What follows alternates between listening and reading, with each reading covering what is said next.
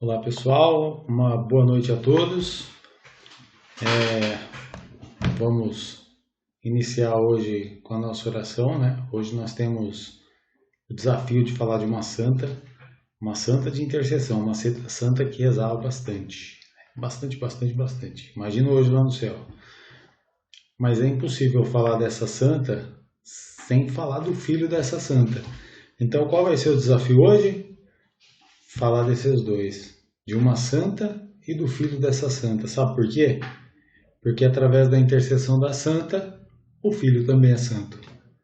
Então vamos iniciar invocando o Espírito Santo sobre esse vídeo, né, sobre o nosso trabalho, para que ele possa atingir não necessariamente um número grande de pessoas, mas que ele possa atingir alguma pessoa que precise, né? Que seja uma, mas que precise dessa informação por algum motivo, seja para converter a sua vida, para se aproximar de Deus, para sentir uma vontade de estar próximo, de servir, né? Que seja um testemunho para alguém que precisa, né? Que tenha situações parecidas com as situações dessa santa e desse santo.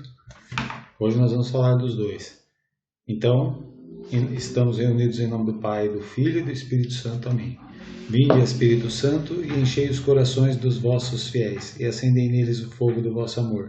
Enviai o vosso Espírito, e tudo será criado, e renovareis a face da terra. Oremos. Ó Deus, que instruístes os corações dos vossos fiéis com a luz do Espírito Santo, fazei que apreciemos retamente todas as coisas, segundo o mesmo Espírito, e gozemos sempre da sua consolação. Por Cristo, Senhor nosso. Amém. Vamos lá.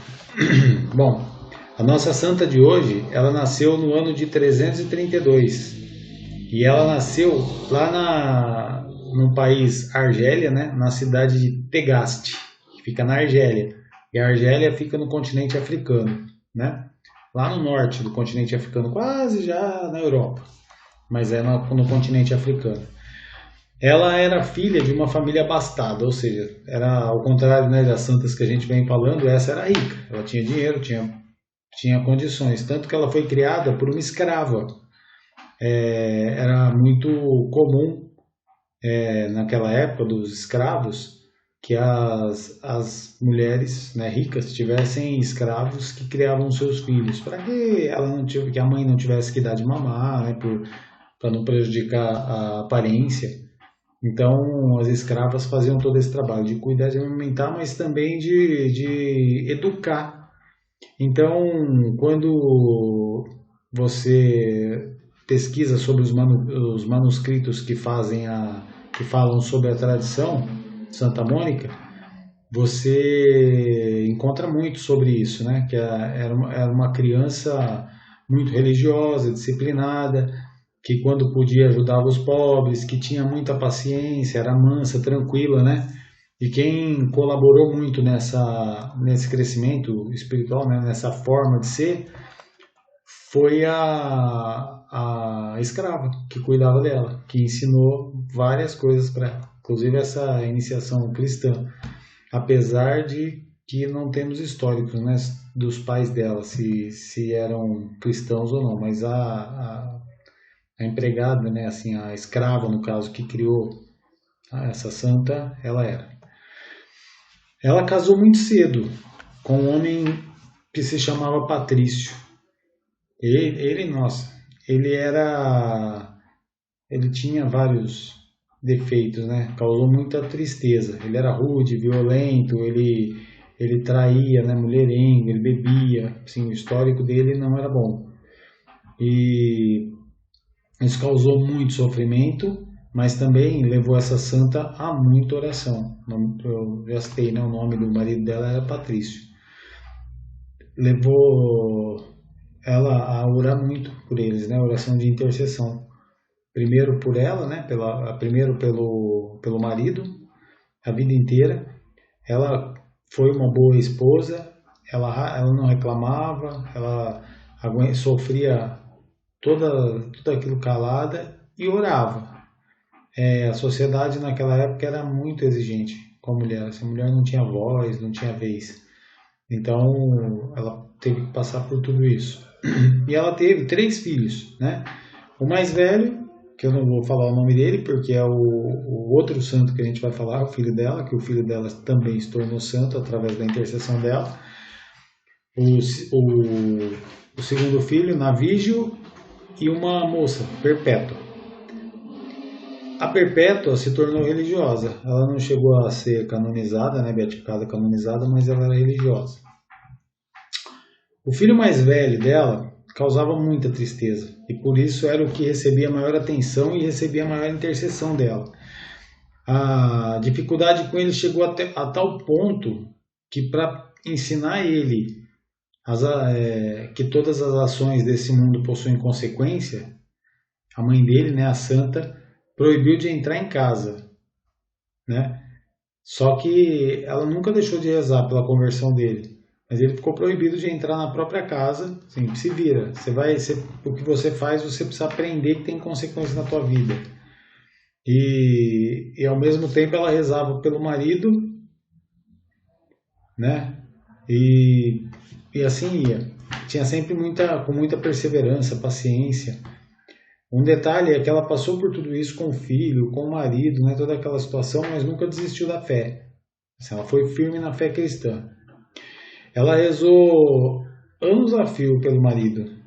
Não tenho a data certa pelo santo. Assim, alguns lugares escrevem, eles falam 30 anos, alguns lugares mais de 30 anos, outros cravam 33 anos que ela rezou pelo filho, né, que se tornou santo também. Que é esse mais velho. Mas ela rezava pela conversão de todos, do marido e dos filhos. No final, né, ela teve uma compensação. A oração dela, a perseverança dela e a oração foi ouvida, e ela teve a satisfação ainda em vida de ver a conversão, inclusive do marido, né? De todos, o único que se tornou santo foi o filho mais velho. Mas ela, durante todo esse período de oração, valeu a pena. Ela não desanimou e ela atingiu a graça de ver sua família toda convertida, em nome de Jesus, convertida para o cristianismo. Esse filho dela, que se converteu também, nossa, ele dava muito problema. Ele era bebida, mulheres, ele era um verdadeiro fanfarrão. Existe uma história que eu li, né? Que assim, não tem uma confirmação, assim, não achei um site especializado assim, em Vaticano, ou uma coisa assim mais que eu pudesse. Mas é uma história que eu encontrei na internet que talvez seja verdade, essa eu vou deixar assim entre aspas, para que vocês pesquisem. Mas que diz que numa determinada situação, esse santo viajou para um lugar, né, saiu da cidade onde eles estavam, né, com a mãe, e viajou para esse lugar lá na África mesmo. E lá ele encontrou para fazer farra, né, o objetivo dele era farrear. Só que chegando lá ele ficou doente. E naquela época, claro, né, eles não tinham e-mail, eles não tinham celular, eles não tinham como se comunicar. Então ela não sabia que ele estava doente. Aí lá em casa, na casa dela, ela sentiu sabe aquele sexto sentido que a mãe tem? Aquela coisa que ela fala, meu, tá acontecendo alguma coisa com meu filho. Ela teve. E ela começou a intensificar a oração naquela noite por ele, intensificou a oração e ficou muito abalada e rezou bastante, com bastante fervor. E aí, o que aconteceu? Ele que estava doente, realmente, dizem que ele poderia ter sido acometido pela malária.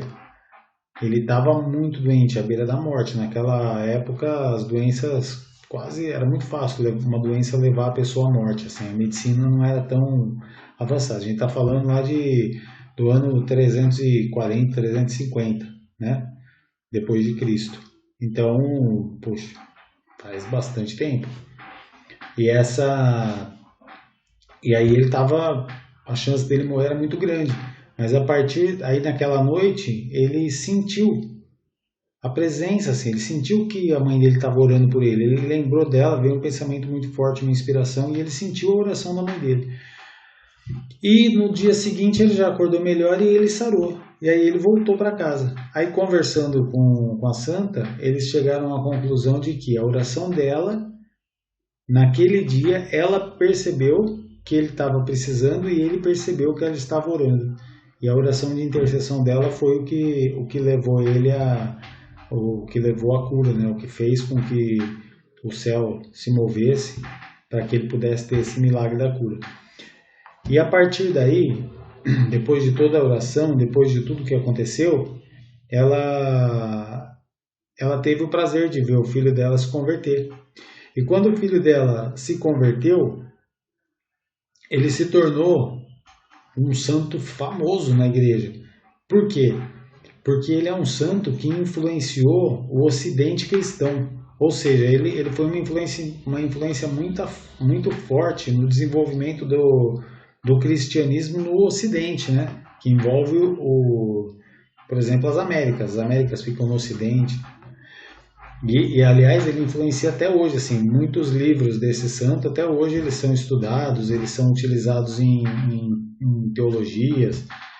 E quando ele escreveu sobre a própria mãe dele, dentre várias outras coisas que ele falou, uma das coisas que ele disse foi: ela foi o meu alicerce espiritual que me conduziu em direção da fé verdadeira. Minha mãe foi a intermediária entre mim e Deus.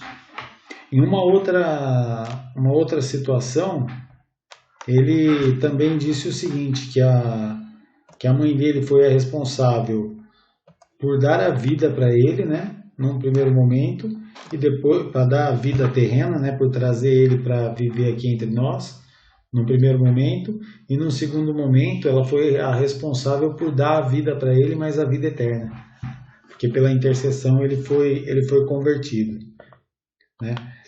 Essa santa, ela deixou para todas as mães uma inteligência, uma sabedoria muito grande, no sentido de que as mães devem ensinar,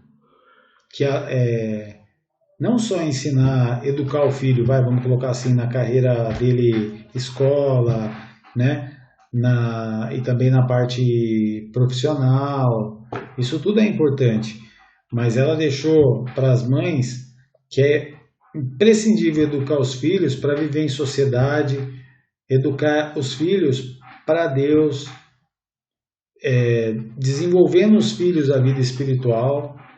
Ela ensina que as mães e pais devem se preocupar com a salvação e santificação dos filhos, que esse aspecto da vida dos filhos é responsabilidade dos pais também. O pai e a mãe não podem se negligenciar essa parte. Então, assim, às vezes você vê jovens, né, crianças, que têm boas escolas, tem tudo, né, tudo do bom e do melhor, tal, mas pede para rezar um Pai Nosso, não sabe rezar um Pai Nosso, não sabe rezar uma Ave Maria, não tem um conhecimento, às vezes até pode ser que vá à missa de vez em quando, mas nem imagina o que está acontecendo na missa. Muita gente adulta, que às vezes a gente conversa, não sabe o que significa. Então, assim, a igreja tem um evento que chama Missa Catequética, que acontece em algumas situações. Então, na Crisma, é comum nós, uma vez por ano, fazer a missa catequética com os jovens, para que eles possam participar de uma missa no detalhe. Cada detalhezinho da missa catequética eles vão entender por que é que nessa hora a gente fica em pé, por que é que a gente ajoelha, por que é que a gente senta. Então, cada situação da missa, o que significa cada símbolo, a missa vai sendo celebrada e o padre vai explicando. Então, seria interessante que todas as pessoas pudessem, pelo menos uma vez na vida, passar por uma missa catequética, para que pudesse aprender. Afinal de contas, é a nossa religião e talvez não, certamente é a coisa mais importante na tua vida, porque nós estamos falando do quê? Da salvação, né? Então, assim, se aproximar de Deus, conhecer Deus é a coisa mais importante, mais do que o trabalho, mais do que a escola, mais do que tudo. É se aproximar de Deus, é buscar, tanto que a música fala, né? Buscai primeiro o reino de Deus e a sua justiça, e tudo mais lhe será acrescentado. Então vamos ficar com isso na cabeça.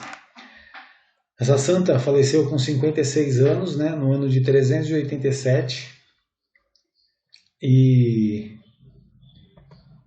aí o filho dela, que é o santo que a gente está fazendo aqui esse vídeo em conjunto, ele escreveu um livro que chama Confissões, né? Que é um livro autobiográfico, vale a pena. E aí nisso ele fala da memória dessa santa, né, que é a mãe dela. O corpo dessa santa foi descoberto em 1430, porque assim, antigamente morreu, enterrou, só que a partir de um determinado ponto, os estudos arqueológicos começaram a encontrar, né? E o corpo dessa santa foi encontrado. E aí o Papa Martim V transportou para Roma o corpo da santa e depositou na igreja que leva o nome do filho dela. Essa santa foi canonizada pelo Papa Alexandre III. E qual foi o principal motivo dela ter sido canonizada? O que fez essa santa ser considerada santa pela igreja? Foi ela ter ensinado a fé cristã, a moral e a mansidão para o filho dela e com isso ter conseguido, através da intercessão dela, a conversão e a ponto dele se transformar santo. Então isso foi considerado não é um milagre, foi considerado um grande milagre. Imagina, assim, várias pessoas que estão vendo esse vídeo agora podem ter algum problema com seu filho, né? Problema de drogas, problema de roubo, problema de vários problemas, né? De rebeldia, de vários. Tem muita coisa que acontece. Infelizmente no nosso mundão tem muita coisa que acontece de ruim. E aí você imaginar que através da tua intercessão teu filho pode se converter a tal ponto de se transformar num santo. Já pensou? Então assim, por esse motivo ela foi canonizada. A oração dessa santa eu vou fazer daqui a pouco, porque talvez tenha ainda algumas, por exemplo, o filho dela, esse santo, também nasceu na cidade de Tagaste, que é na Argélia, né, como eu havia dito, que é no continente africano. A mãe é a santa, que nós falamos, o pai dele era pagão, né, apesar de ter se convertido, mas ele foi só um leigo, né, da igreja, ele não foi canonizado, ele não é santo, ele não é nem beato, nem santo, o pai. Mas aos 11 anos ele foi enviado para a escola de Madaura, que foi quando ele começou a ter contato, olha só, com a literatura latina e crenças do paganismo. Ele era muito interessado em saber a verdade, né? Aí o que ele faz? Ele muda lá para Cartago, né? E ele tinha o objetivo, o filho dela, né? Eu estou dizendo o filho da santa. Ele tinha o objetivo de aprender retórica.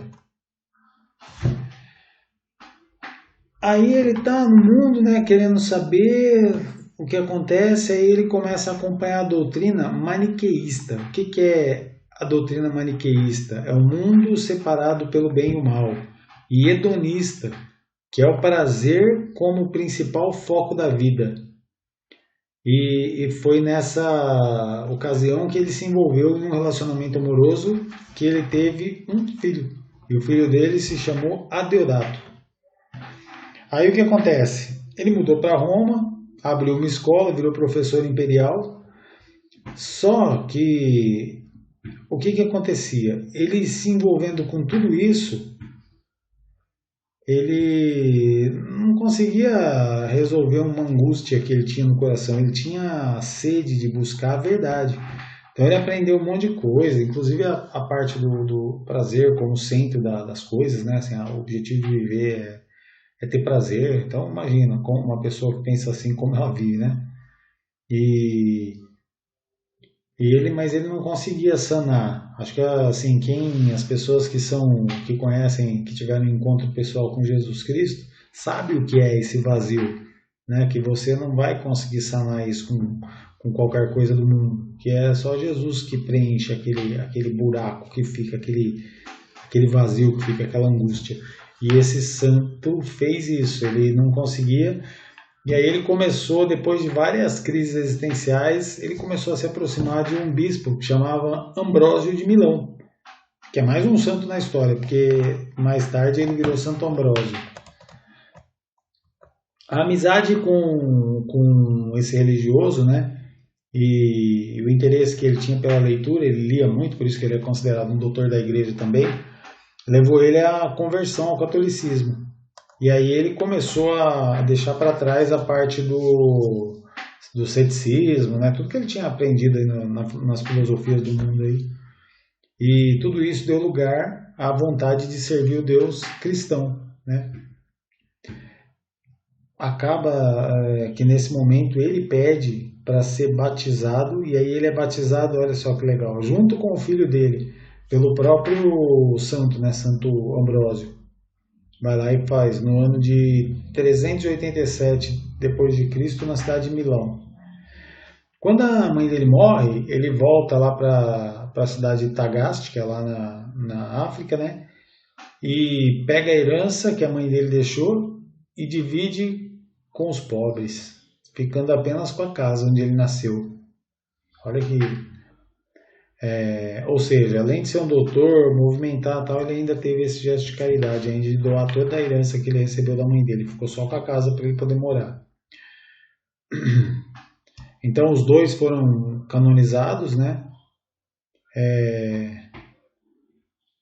Aí falando um pouquinho da vida religiosa, ele criou uma ordem, né, cujas normas e regras de vida eram determinadas por ele. Então ele criou uma ordem nova, do zero. Assim como tinha alguns santos que nós falamos, seguia os beneditinos, né? Não, ele criou, né, ou algumas irmãs que foram para o Carmelo. Ele não, ele criou a ordem dele, foi lá e criou uma ordem que leva o nome dele. Então, na hora que eu falar qual é o santo, a gente vai saber qual é a ordem. Ele começou a liderança religiosa como padre, depois virou bispo adjunto e depois bispo efetivo, né? E por mais de 30 anos ele foi responsável por administrar a igreja nas questões sociais, jurídicas da cidade de Hipona. Ele morreu em 430 depois de Cristo e deixou mais de 100 obras escritas. Hoje, seus restos mortais ficam na Catedral da Ordem que ele fundou, que eu vou falar daqui a pouco. A igreja de São Pietro, em Ciel d'Oro, ou São Pedro do Céu de Ouro, alguma coisa assim, na Itália. Ele é considerado o santo protetor dos pobres, teólogos, impressores e cervejeiros. Interessante, né? Impressionante. O dia dele é no dia 28 de agosto, que é o dia da morte, né? Que a Igreja Católica celebra esse santo. A ordem que ele criou é a ordem agostiniana, né? E a igreja de a Catedral dos Agostinianos, onde está o corpo dele. Porque o santo, claro, que é o filho da santa, é Santo Agostinho. A oração de Santo Agostinho,